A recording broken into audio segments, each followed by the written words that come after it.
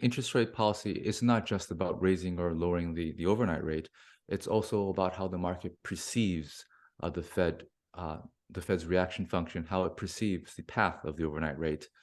And when when Chair Powell did not push back against the market's belief that the Fed would be cutting rates later this year, uh, Chair Powell, in effect, eased monetary policy when he should not have.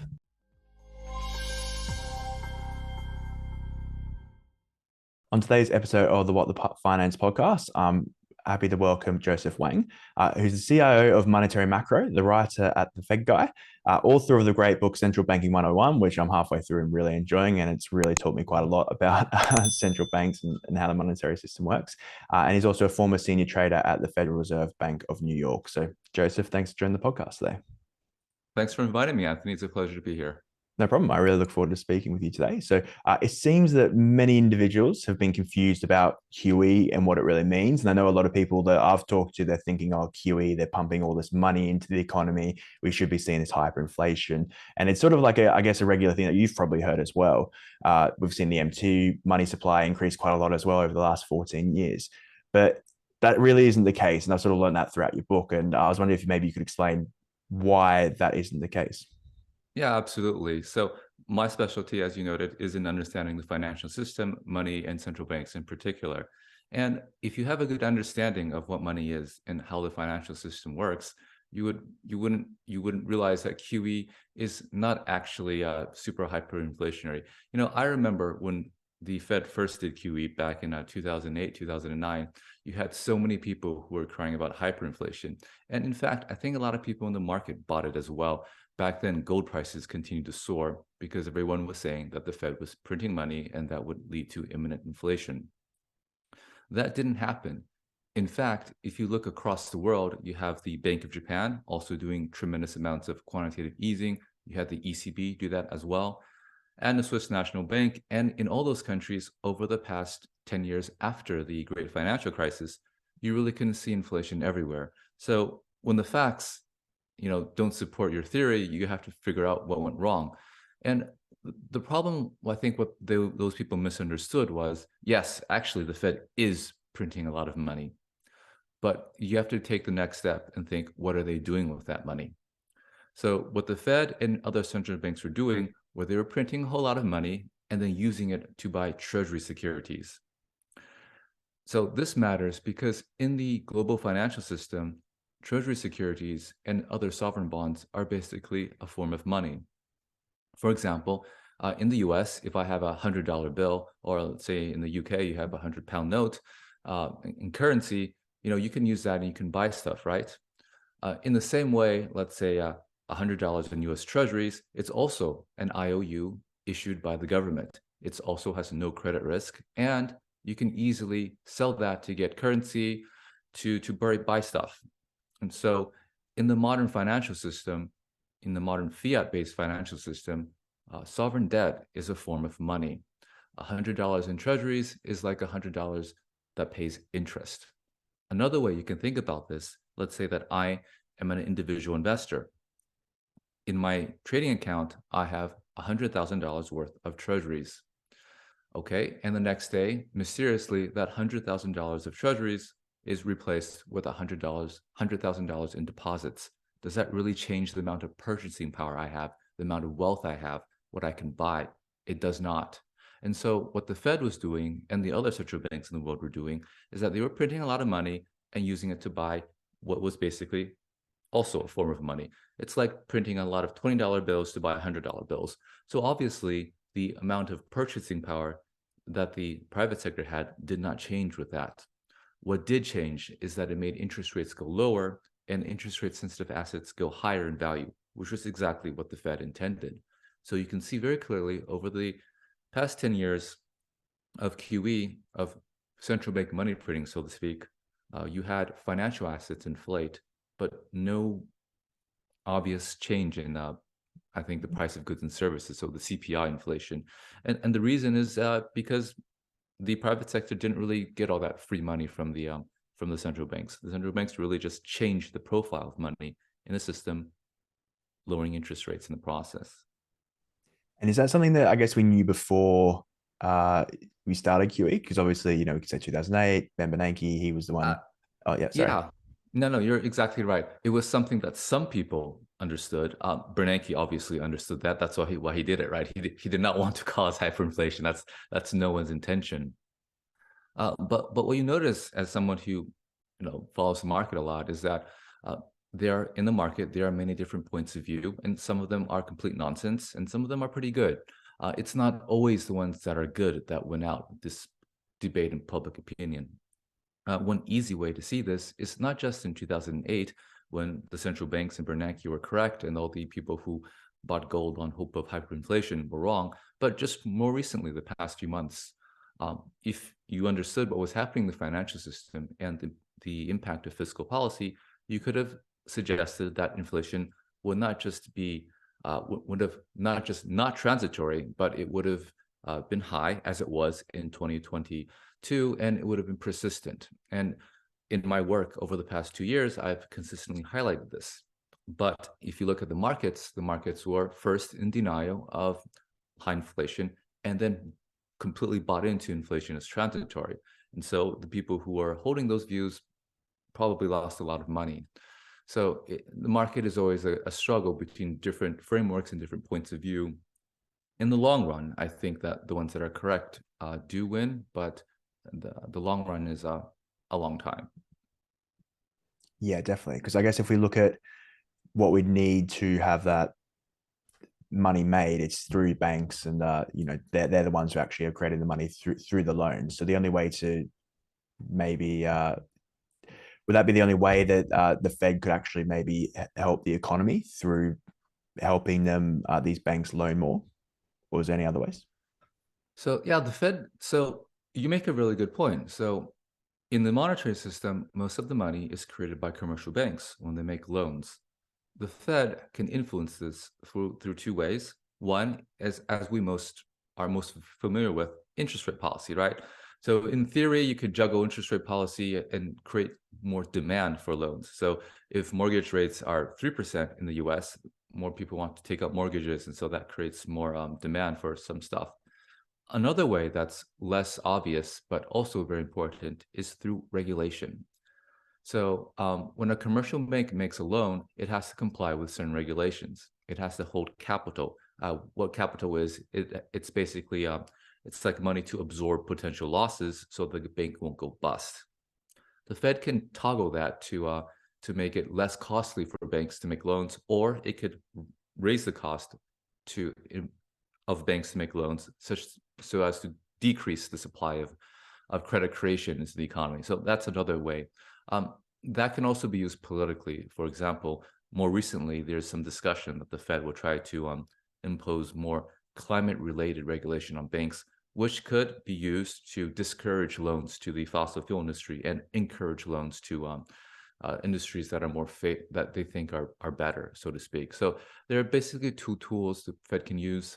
Right now, it's leaning heavily on interest rate policy, trying to raise the price of interest and thus decrease the demand for credit. And it's working really well in some segments of the economy, like the housing economy. So in the US, when people buy homes, they take out 30-year mortgages. A year or two ago, 30-year mortgages were less than 3%. So huge surge in home prices, 20% year over year. Now mortgages are probably 6%, 6.5%, and that's definitely reducing demand for homes. But that's just one segment of the economy. The way that monetary policy works is that it influences different segments of the economy unevenly.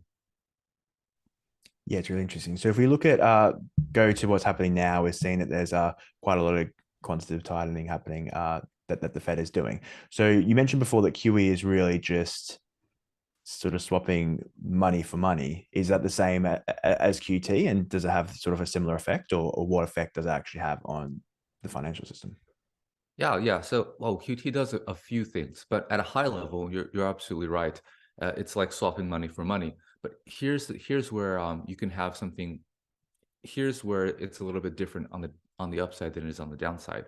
So when the Fed does QE, it does it when the interest rates are very low, right? So you're taking like $100,000. Okay, so you're buying a treasury security that's maybe yielding, let's say 2-3%, and you're paying for it with deposits, a bank deposit for that yields about 0%.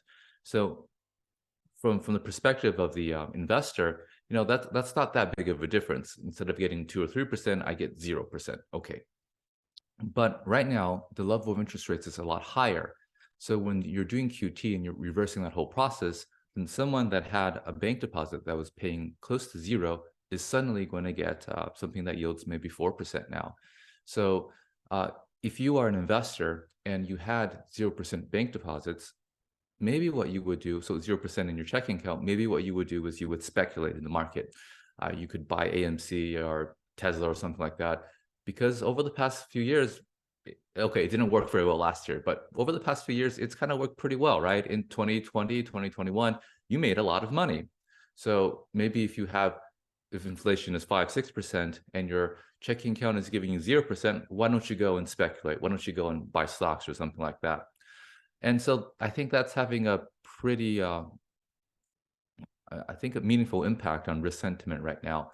But as you see QT progress, there's going to be fewer and fewer people who have 0% so money in their checking accounts, because the Fed is essentially going to swap that for treasuries on a system-wide basis. And maybe if someone has 4% in treasuries, maybe they're less likely to go and speculate on risk assets.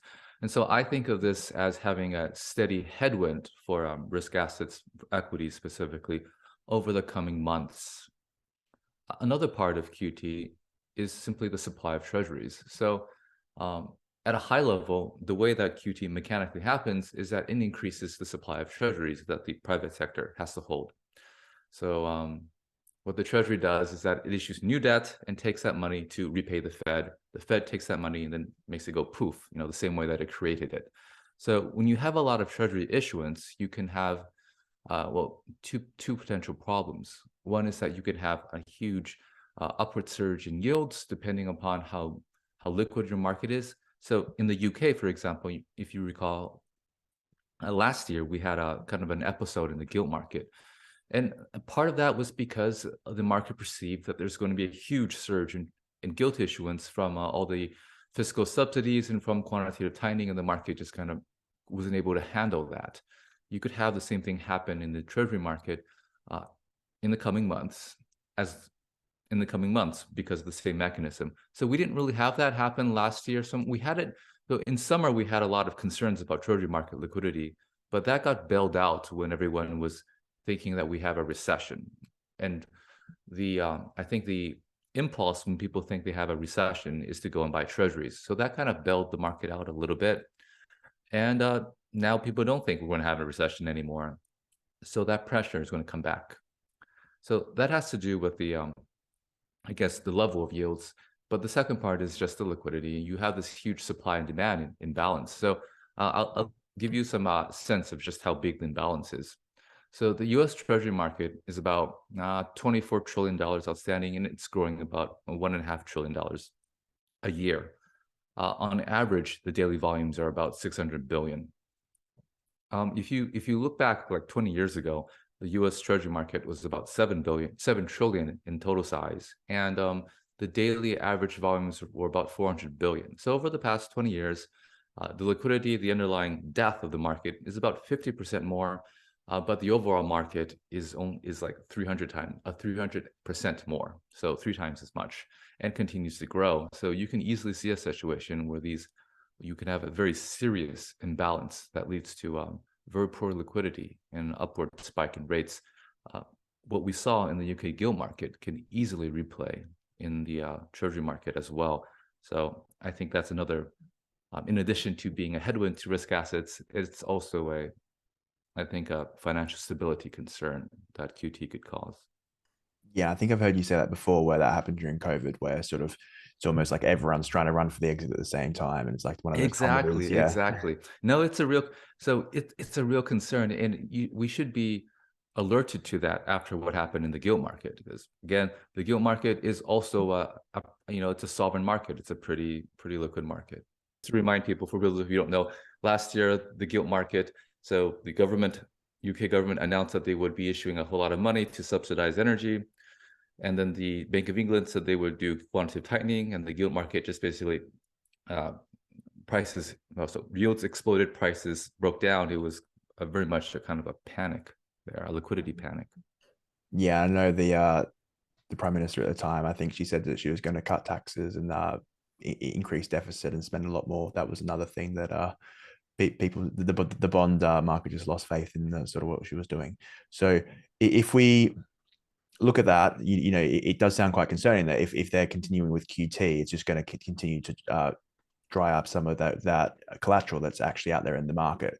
So do you see that as maybe a potential concern? As the longer this occurs, the worse it could get when we do experience this potential implosion? So I think this is inevitable. I don't think people today understand how unusual it is for that the way that the governments are behaving.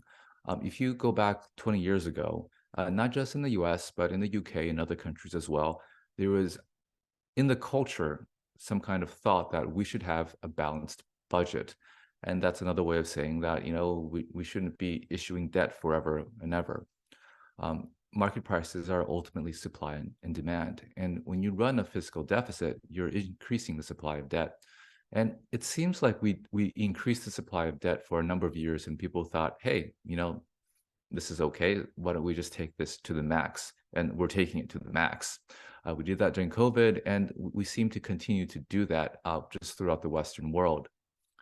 And so eventually you are going to run out of people who are willing to buy your debt at the current prices. And that can happen pretty suddenly, as it did in the UK. I think there was clear concern of this in the poor treasury market liquidity last year. It abated, but I think it will come back. So eventually, I think we're going to have some kind of dislocation like this in the global debt market. I think that's, in my own view, inevitable, but it can also quickly be solved.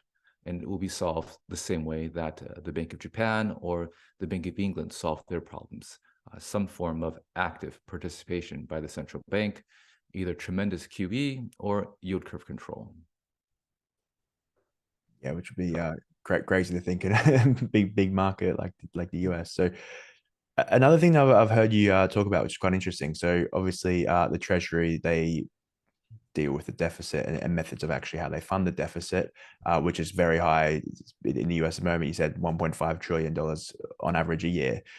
How do you see their strategy changing? Because I think it's something that you said recently where they've preferred, I guess, long dated bonds. Do you see that changing now with the higher interest rates, or what's your perspective on that?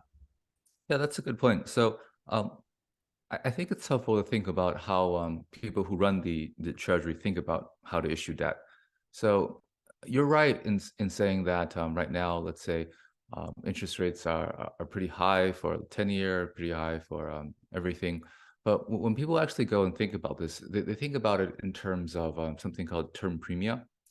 And so what that means is that if you think of the 10-year Treasury as the yield as basically the expected path of short-term rates plus something called a term premia, then you can actually have longer dated rates that are high in level, but still have relatively cheap in the sense that the term premia is low or negative. Over the past few months, your longer dated yields have risen, but according to a lot of, let's say, their term premium models, and by the way, I don't know if this is how the world actually works, but it's just useful to think about how they think about it. That term premium has been pretty low. I think it's widening a bit, but what that means is that it's actually pretty cheap for them to issue longer dated debt compared to issuing a lot of short dated debt and just rolling it over as time goes by. So I think the bias for them, I think, is just to continue their current issuance. What eventually, though, if we do have some kind of dislocation in the treasury market, what they could do is just issue more short-term debt, since the market is more able to digest things like that. If you're looking at if you're issuing debt, so every segment of the debt market has different buyers.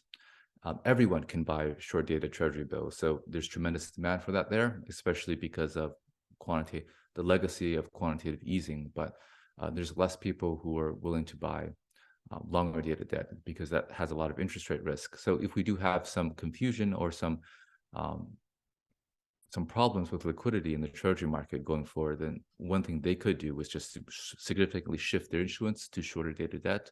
I don't think we're there yet. I think at the moment we're going to continue to issue, I guess more longer, lengthen the maturity of the treasury debt profile. One other thing to keep in mind is that we have the debt ceiling in a couple of months or a few months, and when that happens, then well, that can kind of screw up the issuance a little bit because the treasury then will issue fewer short-dated liabilities to try to, I guess, stay beneath the debt ceiling and maintain their coupon issuance schedule. So that could potentially even dry up the market even more.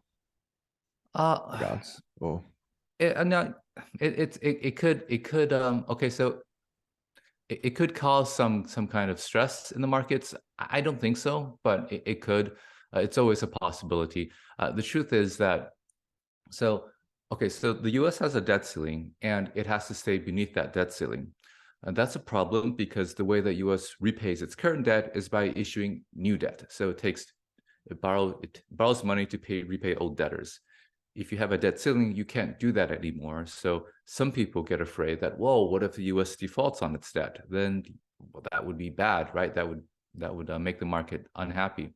There's no real risk of that. I think people continue to say that that's something to think about, but there's really no real risk of it. Because what happens if the U.S. can't issue any more debt is that they will just stop paying their government workers. They're going to stop paying the military contractors, stop paying the doctors, and take that money to pay pay the treasury holders instead, so they can prioritize their payments. yeah, so that'll give them that little bit longer, hopefully, to Yeah, they'll give them a lot of runway, and yeah. it's going to be a good idea because once the government workers stop getting paid, they're going to complain, and their politicians will jump into action, and then something will happen. So I think it's a healthy part of the political process for this to play out that way. So I don't worry about it at all. Yeah, no politician would want to be on the wrong side of that. So Yeah. It's a very unpopular. yeah, definitely. So if we look at one of the interviews you did, I think it was sort of like the middle of last year. Uh, Basically, it was quite interesting. You had a few predictions of what you thought would occur at the rest of 2022, and to be honest, I was not surprised. It's just that most people get predictions wrong. It's just so hard to do. But I think you got most of them correct. You said that you thought that inflation was continuing to be high, that the energy markets were going to overperform, that interest rates were going to be put up high as well. But one thing that you did get wrong, which is quite interesting, you just thought that the market maybe couldn't handle 4% interest rates. But we've seen that it's sort of gone above that and it still seems to be handling it in a positive way. So if I guess you review that now, why do you think the market has been so strong? And do you think there's something that can continue? You're right. I was surprised about that, and I got that wrong. So when I was thinking about the financial system at that time, the model that I had in my mind was 2018. So in 2018, uh, the the second half, the fourth quarter, the Fed was hiking rates, and it seemed like the financial system was having trouble handling that. And towards the end of 2018, the equity market was basically melting down. And so that seemed to play a big part in the Fed completely reversing its rate hikes in 2019 and actually cutting rates later on that year. And with that motto in mind, it's hard to imagine that the Fed could simply just hike to 5% as we are doing now, and just everything was okay. So it seems like the financial system has become more resilient. And I think one reason for that might have been that there's a lot more, I guess, equity in the system. There's a lot more loss absorbing capacity. So when I think of rate hikes flowing through the economy, the way that I think about this is that it's basically making fixed income assets worth less. So let's say you are, an individual and you own bonds and stocks in your house and so forth. When interest rates go higher, well, you would be losing money on your bonds, and you would be losing money in theory on your house because, well, higher mortgage rates and so forth. And so you feel poor, and that affects how you behave, and maybe you have to sell equities to rebalance into your bonds if you're doing a balanced portfolio. I think what happened over the past few years is that people just have a lot, the net worth is a lot higher. So they're a lot more able, the financial system as a whole has a lot more net worth, and they're more able to absorb losses. So even though last year we had a tremendous sell-off in the bond market, and the equity market as well, if you look at figures for household net worth, they're still around all-time highs. Home equity is still super high, and the stock market is still a lot higher than it was in pre-COVID. So I think that that makes the financial system more resilient. And on top of that, of course, fiscal spending and stimulus is ongoing. Yeah, and I think it's one of those things that a lot of people, you mentioned at the start, they think there could be potentially a soft landing. So there's a potential that we'll recover at the end of the year. And I guess they're holding out for that. So, they're going to do whatever they can to hopefully hold that until things become good. Did you sort of agree with that hypothesis? Or I guess, what are your thoughts for the rest of the year? So right now, it looks like, oftentimes the Fed makes a mistake, right? So the Fed hikes too much and gets us into a recession, and then everyone blames the Fed. You know, now that we're in this episode, I can see how that can happen. So, for example, let's say the Fed is hiking rates. It wants to slow the economy down. But on the other hand, the market does not believe the Fed. The market thinks, the Fed is just going to, cut rates again, blah, blah, blah. So the Fed is very dovish. And when the market does that, the Fed really can't tighten. Monetary policy doesn't work as well. So let me give you an example. So the Fed is hiking rates, but over the past few months, you saw mortgage rates kind of go down. Why does it go down? Because the market thinks that, well, Fed is going to hike rates, but in the coming months, it's going to start cutting rates again rapidly. And so longer dated rates decline, in a sense, stimulating the economy or loosening financial conditions. And that's a huge problem, because if the market doesn't believe the Fed, then monetary policy is not that effective. In order to get the effect that the Fed wants, the Fed is going to have to over and tighten, because the market's not listening. They're going to have to bang on the market harder. And I think that's how you can get a hard landing. You just hike it so much that in order to get the desired effect, that you end up hiking too much. I think that's kind of the Fed's fault, because over the past decade, they've just behaved so dovishly. Whenever the slightest thing happens, they immediately go to cut rates and do QE. And so now that they want to tighten rates, they're having some trouble, because the market just doesn't think doesn't understand their reaction function and doesn't believe them as much. So I think there is a chance that we could end up in a hard landing, simply because just the market is fighting the Fed, forcing the Fed to fight even harder. But that's actually not my base case. My base case is that we continue to have a very hot and inflationary economy. And that has to do with how the culture is today. So in the 1970s and 1980s, the US was having tremendous amounts of inflation. And a lot of people blamed the Fed back then. Fed Chair Arthur Burns, the common story is that, well, he's a loser. He did not do a good job, and so he got inflation out of control. But if you hear what he talks about, what he says about his episode, and I'm not saying that he's not guilty or anything like that, but we got to hear the man out. And he has this very good speech that he wrote after he stopped being Fed chair, called The Anguish of Central Banking, explaining what happened back then. And his view was that, I could have stopped inflation anytime I wanted in the 1970s. Just tremendously tighten monetary policy, implode the economy, we'd have no inflation, no problem. But I couldn't do it at the time. I couldn't because the culture at the time was such that the people wanted to have higher incomes. They wanted to have more job growth. So in the US, we have a long culture of being self-reliant. That's kind of how we were for most of our history. We had a very small federal government who actually in the early 20th century was so basically weak that they could not even mandate seatbelt safety laws. So that was viewed as beyond their power. But after the Great Depression, their view of the government changed. They began to see government as someone that could help, that could basically give out free money. And when the public realized this, they all formed interest groups and demanded more money from the government. And the government, trying to do the right thing, trying to help people, obliged. And that culture became very prominent, and even more so in the 1970s and 80s. So at that time, you had tremendous amounts of higher minimum wages, more income subsidies, more unemployment benefits, and everyone just wanted to get benefits, and that was obviously more inflationary, right? So you were giving all this free stuff, stimmies, so to speak, to the people, and that was the culture of the time, and it was very much trying to help people, and the Fed at the time really couldn't push against that. The moment they pushed against that, then there was higher unemployment, and the politics, the congressmen at the time, got really, really mad at the Fed. You're hurting workers. That's really bad. So even though the Fed had the ability to stop inflation, they didn't have the political backing.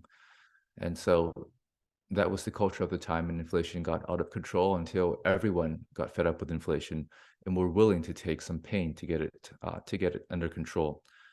So with the view that inflation is ultimately a political and cultural choice, today, what I see is that the culture today is very much like it was back then.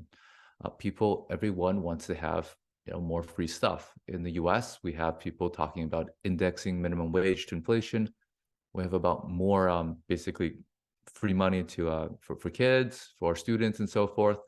And that's a very deep and strong cultural force in the US right now. So I don't see the Fed fighting that. I see them accommodating that. So I think that the inflation will be persistent and that the economy will be fine, since the Fed will not actually be able to stop inflation or have the political backing to.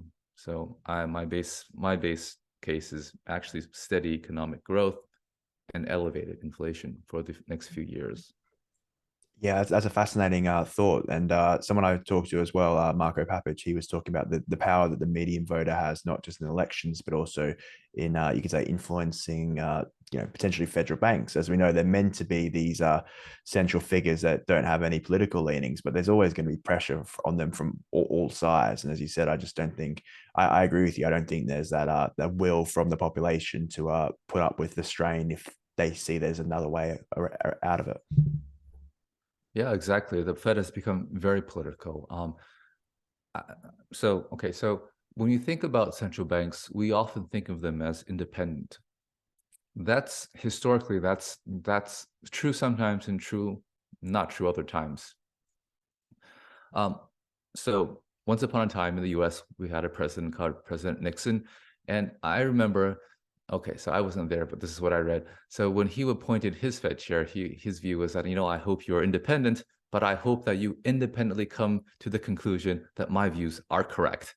So central bank independence is something that, well, first of all, it's actually not universal throughout the world. In some countries, central bank is part of the executive. So basically, they have to report to the elected people.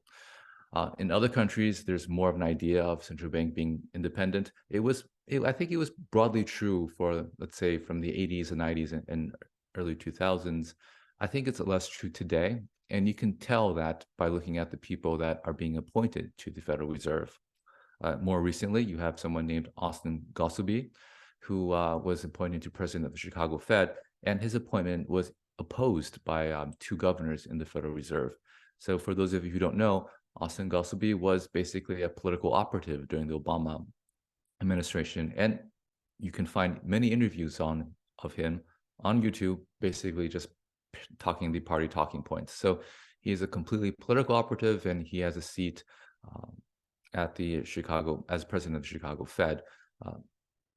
Other very political people are former Vice Chair Lael Brainerd, who probably most notable over the past few years by advocating things like a CBDC or greening the financial system and so forth, which obviously are not within the Fed's mandate, but are very much within the politics of some groups in the U.S. So you have very much a politicization of the Federal Reserve.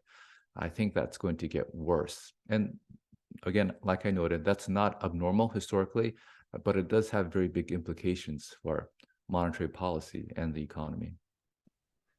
Yeah, it's scary to think. So if we go back to the 70s, what we saw is, I guess you could say sort of similar to what we had here. There was high inflation. There was a little bit of a dip, I guess, loosening of interest rates by the Fed, and then we saw a further increase. Do you see maybe something similar occurring where there's this thought that maybe, oh yeah, we've tackled it. There's that political pressure to push interest rates down, and then it actually just comes back with a vengeance. I think that's happening right now.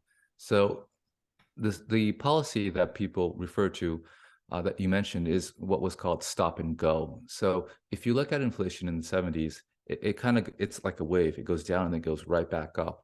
So that's the Fed tightening monetary policy, seeing that inflation is coming down and then lowering it, and then inflation roars right back. So we've actually already did this, and so we did this when Chair Powell, at his last press conference, did not push back against the loosening of financial conditions. So, so the Fed did not cut rates, but the way that monetary policy works, it's not just whether the Fed cuts rates or not. It's also about what the Fed says. So, for example, in the latter half of last year, we had mortgage rates go as high as 7% in the U.S., and mortgage rates are very economically sensitive because well, people buy houses on leverage. As the market began to think that the Fed was very dovish, rates began to decline, and mortgage rates declined to almost to 5 handle in earlier this year. And Chair Powell had the option to push back against all the easing that the market was anticipating to try to retighten financial conditions, but he did not. He essentially endorsed it. So in a sense, he had tight monetary policy last year, eased it a little bit, thinking that inflation was going to go down. And now the most recent inflation numbers show that inflation is re-accelerating. So he replayed stop and go policy from the 1970s by not communicating clearly to the markets that he wanted to keep financial conditions tight. I think he's going to fix that in the upcoming meeting, though. But hopefully he won't make that mistake again. Yeah, it's interesting. As you said, it's not actually decreasing; it's just changing his tone, and that's all the market Yeah. needs these days. Market interest rate policy is not just about raising or lowering the overnight rate. It's also about how the market perceives the Fed's reaction function, how it perceives the path of the overnight rate. And when Chair Powell did not push back against the market's belief that the Fed would be cutting rates later this year, Chair Powell, in effect, eased monetary policy when he should not have. Yeah, scary to think. So if we look at your base case, you're sort of saying that we're going to see higher inflation. I'm assuming that even though interest rates might not be as high as we saw in the 70s, they're still going to remain higher for longer. What impact do you think this is actually going to have on, I guess you could say, the economy, but also the markets? What was your thoughts in that regard? So I think it's unambiguously bad for the debt market, for the bond market. So I think treasury yields go higher. For equities, though, I'm actually less clear about that because on the one hand, if you have persistently high inflation, that means higher revenues and so forth. And culturally, in the U.S., people love the equity market. They just buy stocks. That's a behavioral thing we have. So what I feel most comfortable with is just a substantial strengthening of the U.S. dollar. So I feel more comfortable about this because so I make my living off the market. So that's how So the way that I think about this is that the U.S. is still going to try to, tame inflation. So they're going to continue to raise rates. But the way that interest rate policy works is different from every country. So in the U.S., for example, in Canada or in the U.K., when their central banks try to slow down inflation, they don't actually need to hike a lot to have a big impact on the economy. The reason is that a lot of people there have shorter dated mortgages. So if you're in Canada, you have to basically roll over your mortgage every 5 years. In the UK, a lot of people have floating rate mortgages, and I believe in Australia as well. So when that happens, the central bank just hikes a little bit, everyone sees their mortgage payments go higher, and they spend less money so you can cool the economy down pretty easily. It's not the case in the US. And so monetary policy, in order for it to be effective, it has to go a bit higher than these other countries.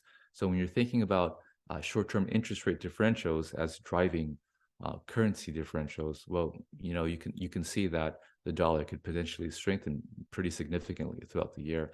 And on top of that, I think there are very serious geopolitical risks that are brewing right now that are not being appreciated by the market. And I guess if we go into those, would you say it's like, I guess we're seeing risks of Pakistan, and we're seeing sort of some of these countries are collapsing, Sri Lanka, Lebanon. Are Well, those risks, or is it something else? no, I don't think those. So okay, yes, so the U.S. dollar is the world's Yep. reserve currency, and when the dollar becomes strong, there's a lot of pain for these countries, especially the poor countries. I don't actually think that factors a whole lot into the Fed's thinking because they're far away and not very big. Um, when I think of geopolitical risks, I think of what's happening in the so in the Ukraine and with Russia and also with China. So there's a lot. It's difficult to get good reporting on this stuff because well, there's as we know that a lot of social media platforms are censored or self-censor and so forth. So, well, one thing to note is that it seems like the U.S., at least there are people in the U.S. who actually welcome conflict, and that's something that is very common in the U.S. history. If you think back the past 20 years, the U.S. shows up in Iraq and looking for weapons of mass destruction is what they say, but that's just a lie. And kind of the U.S. showing up in Afghanistan, showing up in Libya, and so forth. So there are important groups in the U.S. that like to have conflict, and from my perception is that they want to have conflict in the in parts of Europe and in China as well. A good example of this is, of course, why do we have someone very a high-ranking official like Nancy Pelosi show up in Taiwan and start hugging the president of Taiwan, right? That's not necessary at all. And there are rumors by very well-regarded journalists that the U.S. had a big hand in blowing up the Nord Stream pipeline. So that's kind of stirring up conflict as well. So again, the NATO and the U.S. in particular, especially the U.S., keeps sending a lot of weapons to the Ukraine to basically fight indirectly Russia. So, this is not something that is that's normal. So normally, throughout history, if you're a leader, you would like to have peace, but you don't ever hear that from the U.S. So, if you really want to have conflict, you can get it. And if you do, I think there's going to be a lot of stress in the markets, but what's clearly beneficial, I think, would be the U.S. dollar as it has during times of significant stress. Yeah, interesting. So I guess that's the key asset that you're watching that you think will benefit. Yeah, no, I think this is that's another tail risk that I think is non-trivial. Yeah, makes sense. So Joseph, thanks so much for your time today. I really appreciate it. So my last question is, what is one message you'd like people to take away from our conversation? I think one thing that I would like to, okay, so this is actually how I think of this, is that we are in a period of great change. And when you are in a period of great change, a lot of the relations, so the relationships between stuff that you thought existed may not be the same in the future. And so there's going to be a lot of confusion, a lot of volatility in the market, but also a lot of opportunity. So I think that over in the coming years, I think there's going to be a lot of opportunity to do well in the markets, but you have to be careful. And again, to keep in mind that maybe the way that you thought the world worked before may not be how it works now or in the future. I think that's a great message to take away. So Joseph, thanks again. One more thing. Sorry, yeah. I'll plug. So actually, I just started this. So I have my book called Central Banking 101, best-selling book on Amazon on topic. I also have this new set of online courses that teaches people about how the markets work based on my experience as trading. And also, it's also basically based on the curriculum that I would give to our new traders on the Fed's trading desk. So it's on my website, fedguy.com. It's called Markets 101. If you guys are interested in learning more about the financial markets, should check it out. Perfect. I'll put that in the description below. That sounds really interesting. Get the inside scoop. And then, is there anywhere else people could find your work? Any other resources? Yeah, just fedguy.com or follow me on Twitter, fedguy12. Perfect. Awesome. I'll put that in the description below. But yeah, Joseph, thanks again. My pleasure, Anthony. Thank you so much for listening. And if you enjoyed the episode, please subscribe and click the bell icon so you are notified when new podcasts are released. I hope you're leaving with some great value about investing, trading, and finance. See you on the next show.